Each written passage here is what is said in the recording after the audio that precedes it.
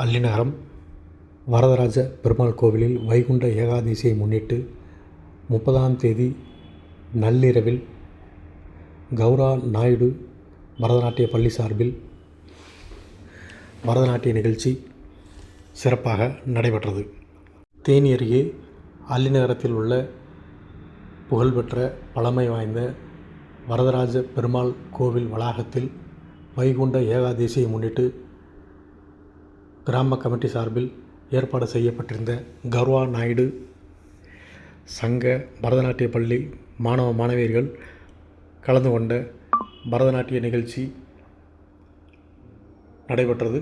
இந்த நிகழ்ச்சியில் 50க்கும் மேற்பட்ட மாணவ மாணவியர்கள் பரதநாட்டியம் ஆடினர்.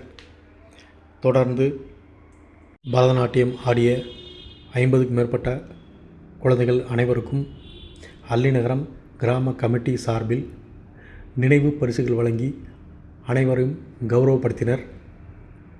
இந்த நிகழ்ச்சியில் அல்லிநகரம் கிராம பொதுமக்கள், கிராம கமிட்டி நிர்வாகிகள், கௌரா நாயுடு சங்க பரதநாட்டிய பள்ளி ஆசிரியர் மற்றும் பரதநாட்டிய மாணவ மாணவிகள், பெற்றோர்கள் என ஏராளமானோர் கலந்து கொண்டனர். கலந்து கொண்ட அனைவருக்கும் பிரசாதம் வழங்கப்பட்டது. நிகழ்ச்சி ஏற்பாடுகள் அனைத்தும் அல்லிநகரம் கிராம கமிட்டி நிர்வாகத்தினர் சிறப்பாக செய்திருந்தனர்.